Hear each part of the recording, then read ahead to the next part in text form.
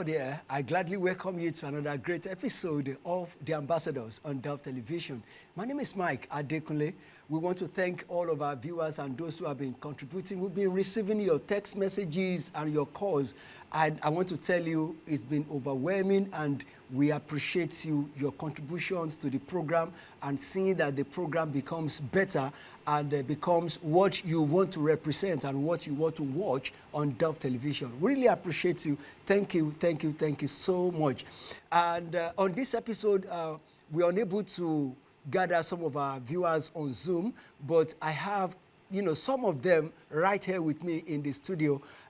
Guys in the studio, I'd like you to please give yourself a round of applause, and I appreciate you. Thank you so much.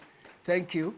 Yeah, if you also want to be part of the studio audience, you can, just text us or you call us. We will admit you in anytime we are gathering for a program like this, of course. So just let us know. We'll allow you in. On the program today, we are going to be looking at voters awareness and every other things and many more other things you need to know as concerning voters education and voters readiness concerning the 2023 general election. Everything you need to know about voting process. And to do justice to that, we have brought to you no other person than the president of Voters Awareness Initiative. Voters Awareness Initiative is also a human rights activist in person of barrister and pastor Wale Ogunade. Good to have you with us here, sir. Thank you for inviting me. Yeah. I pray. Yes, sir. This year, you'll get it double. Everything the caterpillar and the cankerworm has taken from your life, from your career, business, marriage, and everything about your life. You'll get it double this year in Jesus' name. Amen. And whatever the enemy has stolen from our country, we'll get back double. This year. This year. Is this year. Is this year. Thank you so much. So how critical is this year for you regarding election in Nigeria? Wonderful question. God bless you, sir. Amen, sir. It's critical in that our life depends on this election. It's the magic year. Magic year. It's the year of make or mar. There should not be any mistake as to choosing and getting it right. Yeah. So walk us through the process of the electioneering. After getting my PVC, yes, what do I need to do? Well, you get your PVC, you go and keep it. Wait for February 25 or is it 14 or whatever? Yeah, February 25th. The 25, you wait for that day, you bring out your PVC, go to where you registered. Before that day, they will have pasted names of people who are going to vote in a particular area that they registered. You go there to check that your name is there. Is all this process not cumbersome? Well, unfortunately, that's what it is, and that's how you have to go. We have not gotten to the level where you can sit in your house and vote. At least we in some organizations and some groups have done it, and in other countries they do it. And that's why you have to now be involved so as to vote people who are God-fearing. It is a law, but the law now is that you have to go through this process that you said are cumbersome. It's the law on ground, but it can be done easily. Because we fought it before the Electoral Act was amended, it was a big fight. Yes. And I'm sure those who are watching will agree with, those of them who are up to date will know that it was a big fight. The parliamentarians do not want us to move to the level of even the introduction of technology. They want the ballot boxes to still be done manually so that they can steal our votes. But now we have gone far to the extent that, yes, we can do some elements of electronic using the beavers and the using biometrics and so on. So electronics have gone into, but it was a tug of war. Well, how certain are you that this election this year will count? Because people are of the opinion that elections don't count in Nigeria. Rigging, ballot stuffing and all that. We have passed that stage long time ago. Election was not counting when people were using ordinary piece of paper to vote. One electoral officer would just stamp it, sign. And of course, it has no meaning. That's why you see ballot boxes being stolen. Yes. You steal a ballot box here and go and count it and use it there. Or they would abaru the whole thing, mix it up from one point and take. Nobody does that. It's not possible because each ballot has a number. Each ballot has is for a unit with a color. So you can't take a ballot paper from this unit and take it to another unit. It's not possible anymore because that ballot has now been regularized to that ballot center. You can't take the one in this unit, voting unit, to the next one. In fact, in some situations, I don't know, maybe you know, in some situations there will be about 5 voting centers in one place. Yes. Each cubicle. You cannot take you can't use the ballot paper. Yeah, my ballot paper is finished. Then the EO will give, that's the electoral officer in charge of that unit. That polling center will now take it to his neighbor and say, please borrow me, let me have your own. It's not possible. Because everything has been streamlined now. So now that it's streamlined, there is no way that somebody will come and steal another ballot paper and say they want to count it somewhere. So the vote not counting, we are past that stage, because once you count your vote, immediately the vote is the window is closed. The exercise is done. Immediately there, you agree with me now, and people who are watching will know that the vote will be counted there and then. Yeah. And soon as it's counted there and then, all of us, because all parties have their agents there, we stakeholders are there. Voters who are interested in ensuring that Ojumito, as they call it, that my eyes see everything. Yes. They too, they are on there. People like you who are gentlemen, you can go to your house and sleep. I'm going to be there. But those who want the cocoa people, those who want their vote to count, they will stay and watch. They will be counting it. They will be counting it for this party. They will count for that party. After counting, they will post it. On this board there will be a place. They will post it there like a notice paper. Then immediately, the thing is sent to the INEC server. Shikenan. So where is the vote? Why won't the vote count? Okay, there is a system now where the counted votes can be transferred from the polling unit to the INEC server. Smooth. No stress. They are online real time. No stress. Good. So were you at the Ekiti or Osun election, and what did you make of those elections in a way of seeing that this one is going to be credible? We have challenged INEC. Okay, to answer your question, yes, we're involved in the Ekiti and Osun election. Okay. And for you to confirm, well, the results came out seamless, real time. For Ekiti, there was no noise. For Osun, that there are noises about some technicalities and so on. They are in court, so it's subjudice. I won't want to discuss that now. Okay. Right? Okay. So, but the procedure, particularly that of Ekiti, so it was seamless. Within few hours of the election, the results were announced, and everybody went to his home. Those who lost, they are leaking, they have logged, they have taken it, that's it, and of course preparing for the next 4 years. Simple, that's how it's going to be. And of course we have taken INEC up, and they are on their toes, working as I'm talking to you now, to ensure that they dot the I and cross the T's, so as to give us a seamless election. There have been noise recently on the news of postponement of the election, and this Honorable Afe Babalola has been of the opinion that the election should be postponed, owing for the insecurity in the land. What do you make of We had the 2019 general election. In fact, the 2015 general election too. There was a state of insecurity. We held it. Insecurity is generated by people who don't want peace, who are naysayers, who are evil dooms, who are evil people. And there's no country that develops without democracy. And if you want me to be mentioning, I'll start from my neighbor, Ghana. When they were under military rule, you know what happened. Those of us who are a little bit young knew that Ghanaians were in Nigeria in their roofs. They were hewers of wood and drawers of water. But democracy came, the economy is better, and of course, the irony of it is that Nigerians now go there too. Do I talk about Kigali, that's Rwanda? Okay. They too, they are up there. They fought themselves. They almost finished themselves until democracy came. So it's an aberration for someone to think that democracy should not thrive in Nigeria, because that's a part of development. It's a government of the people, by the people, for the people. That's the schoolboy's definition of democracy. So if anybody thinks that they want a militocracy or autocracy or gerontocracy or monarchy, they are just fooling themselves.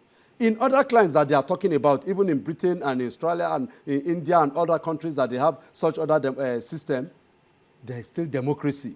In fact, it's still rooted. The Prime Minister of Britain still has his way, and of course, he still reports to Parliament indirectly to the people. The king, as it were, is just up there, doing the will as protected by the people. The king cannot say no Parliament. Yes, the king, he can't say it because that is an established system. Yeah. Now, we were all here 2015, 2019, and we heard a whole lot of electioneering promises, campaigns. We will do this, we will do that. They've come again. So to what extent do we trust these people? They've been making a whole lot of promises again now. In fact, promises they made during 2015, I could remember vividly, 2019, very clear, I was in it, we were together, Again, in fact, it was copy and paste line of campaign. What is happening? What should we be expecting? I'm laughing because that's the antics of the politicians. Not just in Nigeria, but worldwide. The politicians, I don't know, maybe you play politics when you were in school. Some of us were campus politicians. So we'll try to psych the people. What do they want to hear? What that will tinkle their ear. That's what you tell them to win the vote. So that's the major work of a politician. So whatever all these politicians are saying, they are just trying to sell themselves. It is the person that has the fear of God that can make the difference. What did I say? The person that has the fear of God that can make the difference. If you don't have the fear of God, you won't make the difference. First of all, they will promise heaven and earth to win the vote. It's in the line of a politician. You won't say a politician. Why is it on the softbox? You will make promises now, and those promises will be lazed. The politicians is like a man who sees a beautiful bride. He will make, don't you see these houses? My father owns all these houses. I'm sure you have heard the story before. And the woman will buy it, or he will go borrow his friend's car, or somebody. Sometimes some people go hire a car, go look for an apartment that is not theirs and stay there for some time to deceive the girl that I'm in charge here. I'm the owner. And the girl will fall for it. We are the girls now. We are the bride. And the guy is the politicians know how to woo the girls.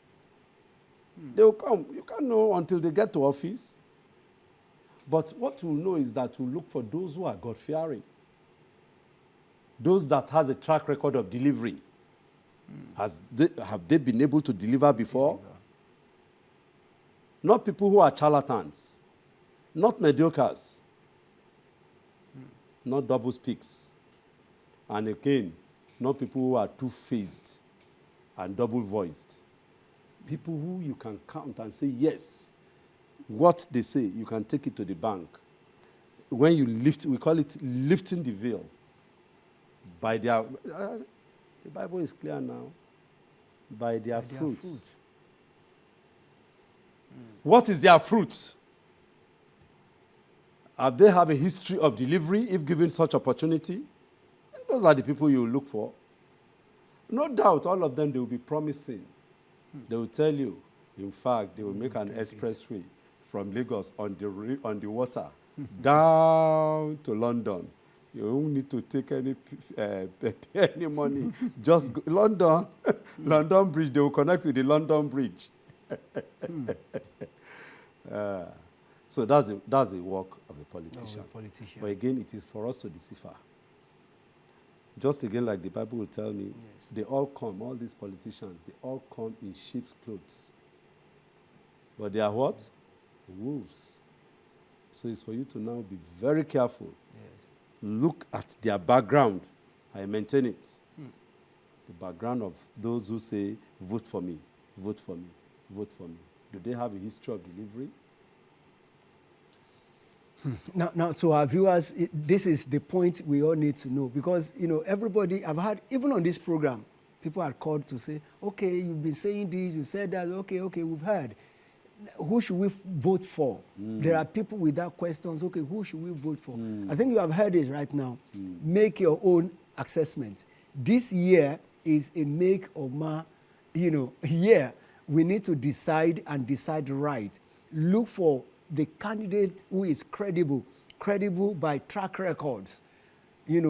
What are the antecedents? And such person must be a person of character, capacity, clear records and ability to deliver, because we are tired. I don't know if we are tired. Everybody is tired. Now, so what's your general assessment of all these politicians who are parading themselves right now? Maybe one or two things from you that could guide our viewers on their choice. I hold a very, very important office in this country. So if I say I want to assess them... without mentioning name, you might... my assessment is that they have track record. That's what I'll tell my people. I won't say vote B or C. Definitely. Don't you see this man? Don't you see that man? No, it won't be fair. Because I have a reputation, and of course, I'm not a flippant person. I've been in this business for more than 20 years. And we are on ground. We know. Like one will say, I'm an oracle when it comes to issues of elections. I can say that with all sense of authority. And all my forecasts, the places that I say, this is it, that's where the votes have gone. Based on statistics that are on ground. I've crisscrossed Nigeria. I know the 774 local government. I've been to every part of this country. And I know those who can make votes happen in this country. Votes are not in the cities, in Kaduna or in Port Harcourt or in Abuja or in Lagos. Votes are in the rural areas. In the interiors. It's interior, and the interior, they don't have social media. The interior, there is no electricity. They have a way that they connect. There is a structure that brings out the vote from the interior. So any politician who thinks he wants to win on social media, forget it. Because again, nobody counts votes on social media anyway. Definitely. Then any politician who thinks that prayer and fasting, no, it can't work. Because INEC does not count prayers. Prayer point. His vote. I'm a pastor. I believe in the power of prayer. Yes. But when it comes to votes, INEC does not count that. INEC will count the votes. It is those who come to vote that INEC will count. Mobilize your people to go and vote for you. The rural areas. For information, I'm an election observer. Sometimes we'll be in a far-flung place. The other day, we were in Kogi State, in Ajaokuta. Ajaokuta, behind the rocks. We left there were about 10 political parties, obviously, who even operated for the Kogi election, this off-season election. Only 3 political parties had their representative in that area. Not even all the polling units in that area. We left there. We went to where they call it Ayangba. Yes. You know Ayangba? Yeah, I know Ayangba. I'm happy, at least. I'm not telling lies here. Yeah, I know Ayangba very well. We got to Ayangba too, the same thing. And of course, not to talk of Lokoja itself. Yeah. Not to talk of Kotonkarfe. All these places that I'm mentioning. All right, okay. You are just bringing out the fact that some people might not, want to listen to, but I told you I'm the that oracle. is the fact. I told you I'm the oracle. You can't fight against the truth. They can't fight it. But for the truth. Okay, we shall observe a short break. So viewers, we'll be going on a short break. When we come back, we will, talk more on this process, and then we'll get our, audience involved in this. Thank you. Please stay tuned. Watch The Ambassadors on Dove Television as we take you through the rudiments and fundamentals of politics and good governance, and how you can be involved. The Ambassadors is showing every Tuesday at 1 p.m. Nigerian time. Welcome back. It is still The Ambassadors on Dove Television. We've been looking at the build-up to the 2023 general election. You as an electorate, what you need to do to choosing those you will want to elect into, different offices come February 25th, 2023. We have here the president of Voters Awareness Initiative, who is also a human rights activist, barrister, and pastor, Wale Ogunade. Thank you for your time so far. All right, I want to hear your perspective or your opinion on believers in politics. Have we risen? Are we there yet, or there's still more for us to do, or a long way for us to go? Long way. Very, very long way. In fact, very race to infinity. Wow. What started? Where are you? Nowhere. If any Christian has a foot in politics, they just concede. The other side just conceded. Not of his own standing, it's concession. Everything is about vote and is about numbers. Numbers. But we have the numbers. Ooh, where?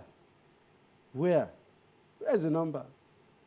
Most Christians don't vote. I'm talking from experience. I go to on election day, I'm on the line, I monitor elections round, not just in the South, not just in the Southwest, in the North. I just told you my experience of Kogi. Yes. The other day, we held an election took place in off-season election. Where was this one now? Even in Osun. Okay. You know, Osun is a dimensional state too. In fact, Muslims are more in Osun than Christians. Yeah. The Christians didn't come out to vote. The Muslims dominated. But why? That's how it is. That's how it is. You know, the teaching is that those Christians who are involved in politics are going to hell. So pastors will be preaching, don't go.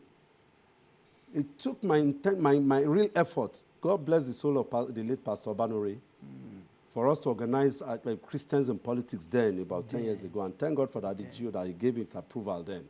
Then we brought all the leaders of faith there. We could call it agenda of change. I hope somebody is watching and to confirm what I'm saying. All the faith leaders, Bishop Oyedepo, Emibie, Samadeyemi, Trembaba, all these big names. I was having meetings with them. We are using Pastor Samadeyemi's outfit.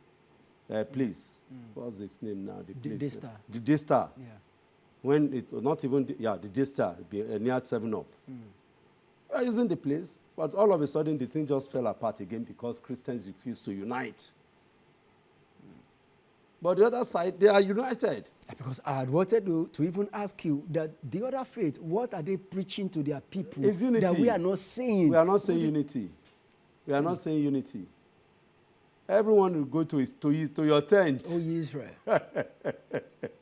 There's no unity in Christian fold. There's this. If they don't like it, that's just the gospel. Denominational beliefs. Look at it. Is it Pentecost? Is it Baptist? Is it Methodist? Is it Pentecostal? Is it Anglican? Is it Catholic? There's no unity. But here, they are one. And unity brings about progress. All right, thank you so much. Unity brings about progress. So viewers who are believers, pastors alike, what are we doing? We need to wake up.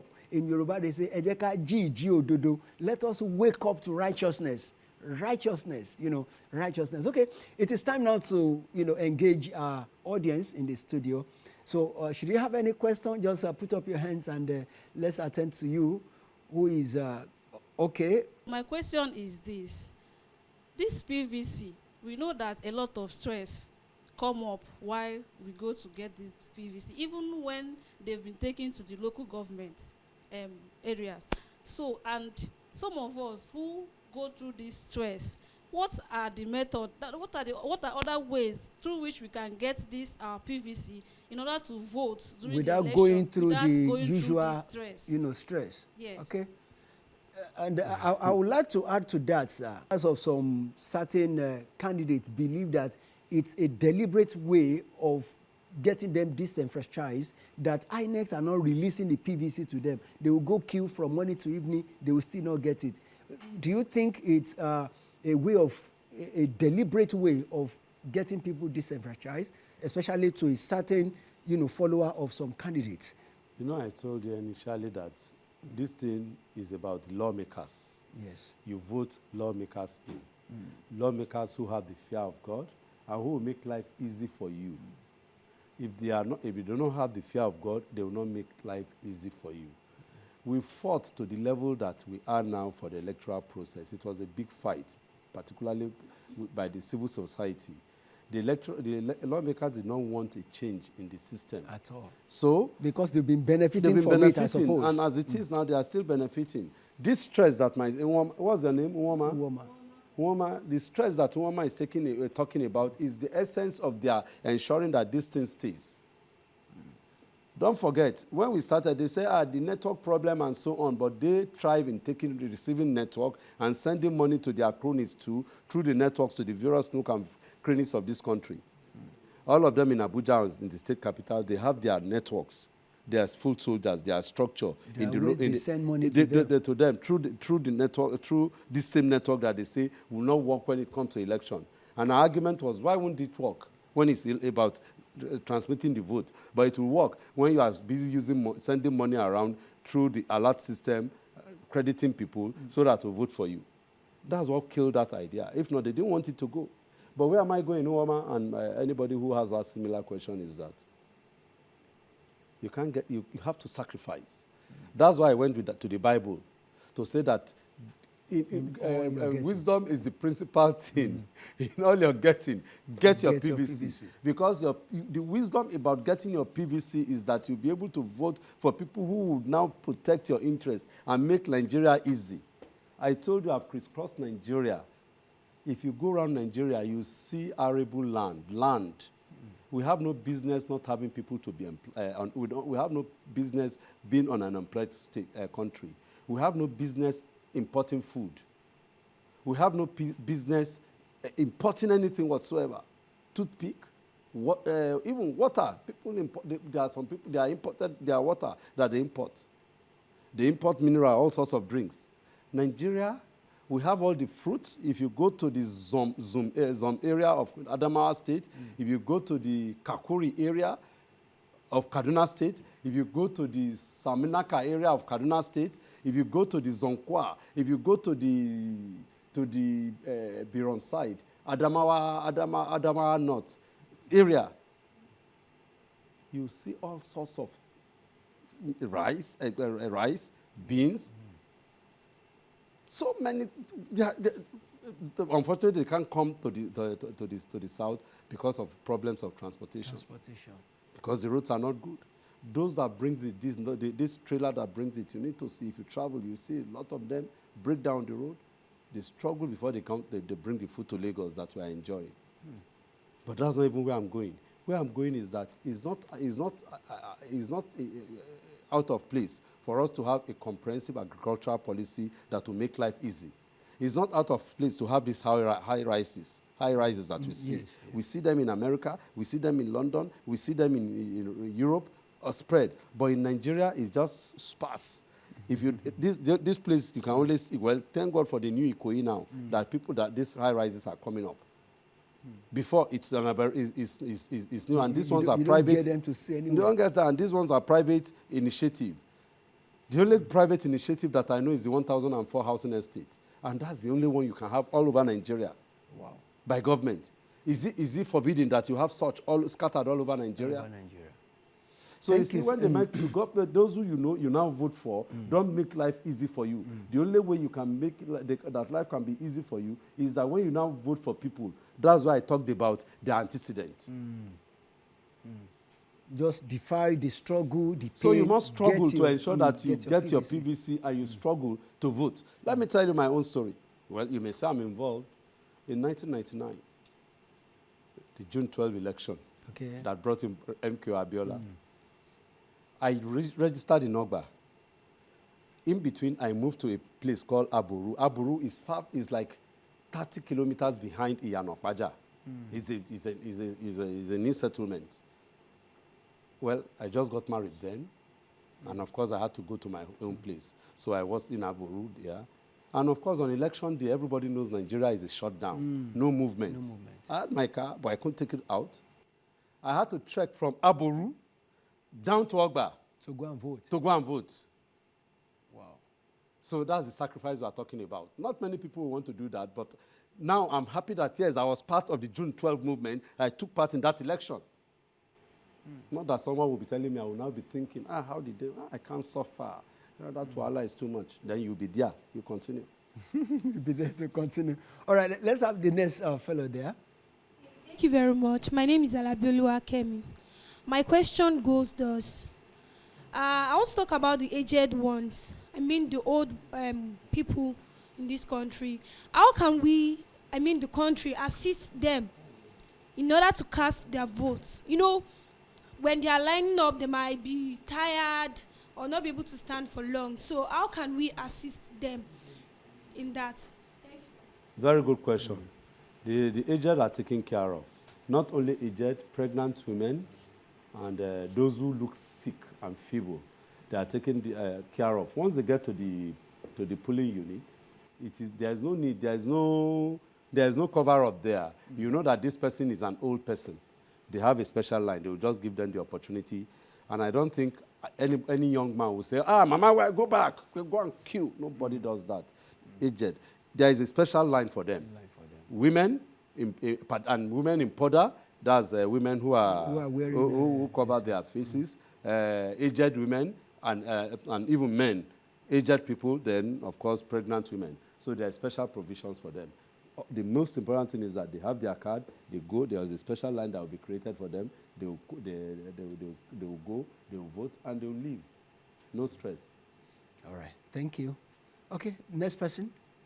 Thank you very much, Barrister. My name is Loveth Oluwayomige. My question is, you have been laying emphasis on God-fearing candidates. Now, how do we convince the masses? Or what are the measures put in place to know that these candidates are God-fearing? Is there a particular machine that will test their hearts or that will show to us that this candidate is God-fearing? Because once they get to the seat, they are somebody else. Thank you very much. Even the devil does not know the construct of the man's mind. Satan himself, who is the chairman of evil works. You know, the book of John 10:10 tells me that the only business Satan does is to kill, to steal, and to destroy. Even at that, Satan does not know what is the intent of the man. Yes. So there's nothing. The only thing is that by their fruits, you will know them. What they have done before is what? If someone is good, is good. You will see him by virtue of what he's doing. If a man is a man of the people, he can't come to office again and he now become like this. If a man is a poser, if he gets to the office, he will be a poser. The Bible is correct. By their fruits, a poser will always be a poser. He can't change. He's a leopard. The leopard will always change his skin, cannot change his skin. The spot is always there. So, the only way you can know somebody who has the fear of God is by his fruit. You know what I'm talking about now? If somebody you know in the street has 20,000 naira now, he will color for you. He will not talk to you. He will change you because he has some 2 naira in his pocket. When he has office or he's able to acquire 1 car, particularly if he lives the Kabu Kabu area and now have an air-conditioned car, he will now be going on a dusty road and be speeding so as to put dust on your body to oppress you. But somebody who has the fear of God will show that it is God that has given him this opportunity. He's not going to use that opportunity to oppress people. And for your information, thank you for that question again. The second leg of that question is that public office is an office of trust. You are holding that office as a trustee, to using it to make sure that everybody is okay. Not use it now for your own personal aggrandizement. And you now say that, yeah, I'm in power, I'm president, I'm this, I'm that. No. You are the servants of the people. You are supposed to ensure that everybody is okay. Make life easy for people, not making life difficult.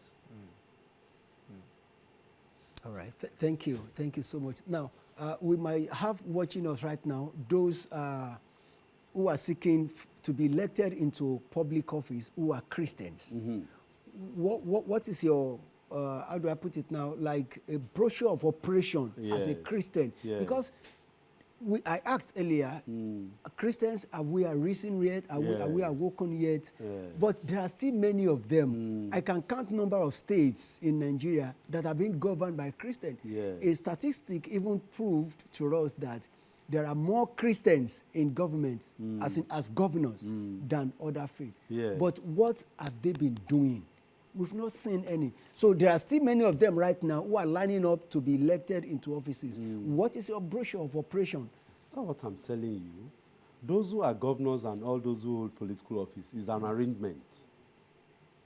You know, Nigeria thrives on quota system and all this. You see that, no, this particular, the Muslim has been the governor for 4 years, for 8 years. It's time of the Christian. It's just not that they got there of their own handiwork. Many of them got there unprepared. No, apart from being unprepared, they just got there, they didn't work for it. Not preparing is another thing. Okay. Not working for it, they just say, okay, because it's a quota system thing, it's time for the Christian. Okay, you, who is amongst them that can? Okay, you, I'll go for it. That's all. So, if we are lucky, if he gets there, he has the fear of God. It is God that has taken me to this office. If he realizes what has happened, like David did, telling his wife that, look at you, nonsense. You see, God took that throne away from your father and make me king. If he has that realization and now become humble in it. But most people, once they become governor, they become senators, they become members, and they're one political office or the other, they forget themselves. And they even forget God. They will now start playing God. Most of them who are Christians, they hold political office, they have forgotten their roots. And once that is it, then definitely they will have issues. But the barometer for the Christians to move is to begin to work their political salvation. Now, those who are Christians and who are politicians, they will begin to remove and shed their toga to face him, of pretense, and go and interact with the grassroots. Because I even need to ask you that what should they be doing now? Many of them are depending on the church. And at the end, when they lose election, they come back to say, church did not support us. The church... What support do they need that church has not been giving them? The church... And how best can church support them? The church can only preach. The church should not be seen to be involved in politics, as it were. But Christians must be in politics. It won't go well for a religious leader. You to look at those religious leaders that come out and say that they are involved or they get themselves muddled up in politics. The aftermath is severe. So as a pastor, I can't have a member in my church who is vying for a position. I say, okay, I support him. Members, join me. Let's support this person. No, that's not. You are not supporting as a pastor. You are supporting as an individual. Once you now begin to support as a pastor, you have several flock in your church. You are a spiritual father. You shouldn't be seen to be partisan. Obviously, all human beings are political animals. Yes. There is nobody who has no political cleavage. All of us have political linings. But as a pastor, you do it, you go on that. I'm a pastor. I pastor a parish. In fact, I'm an area pastor. So I now go around my area and be telling my area pastors and my various pastors in my area and my members, vote for this person, vote for this person. No. I'm dividing the flock. That's not the way to go. The way to go is that for this person who is seeking political office to now work his way into the heart of all. Not me giving directive as a pastor. The best thing to do is that they begin, anybody who has political aspiration, start immediately after the next general election. The first thing to do is to mobilize people who will vote. You don't have voters, you are just wasting your time. Yes. You want to depend on people. The voters we have now, people mobilize them to go and vote, to go and register. So what have you done on them? And you want them to come and vote you? Is that not a way of vote Let me buying, finish for example? my Bible Okay, point. fine, okay. The Bible tells me, he who sows sparingly, We reap sparingly. Okay. and he who sows bountifully. bountifully. You sow bountifully by encouraging your people to go and register to vote. If you are in the rural area, when it is time, like the day like this, they have already arranged for how they will go and collect their PVCs. Make them comfortable going to collect their PVC. We were talking off here. Politics is money. You spend money in politics. If you don't have money to spend, stay in your house. You mobilize people with money. Have we exhausted all your questions there? Okay, just one more person because of our time. Just one person. All right, go ahead. Thank you so much, sir. My name is Alayinka Ferre. So, my question here is that, sir, what can you say about this? That before the election, like some people believe that and those in powers, those in control, they already know the winner. So why will I disturb myself in voting? At least in government, there's something they call franchise. That is the right to vote and to be voted for. So I know that it's my right to vote. But since I've known if even before the election, they already know the winner. So why would I disturb myself? Yeah, Must I disturb thank myself? you. Yeah, that's a notion that, okay, the bottom line is that they say the election won't count. The power of incumbency is there. A certain party is ruling at the national level, so they know who they are going to put there. So just help us attend to this in about 1 minute. 1 minute will not attend that question, but if you just want it, the Okay. power of incumbency did not help Jonathan. He lost woefully. The elections have started counting. This is not 1999, you know. This is not 2011, no. Even election counted in 2015. That's why a sitting party, a sitting president was uprooted. The power of incumbency did not help him. Not only in the presidency, but in various government houses at the state level. So the power of incumbency does not work anymore. It's not compulsory. So the vote counts. You agree with me? With people losing, even if sitting senators, sitting house of, all around, the vote counts.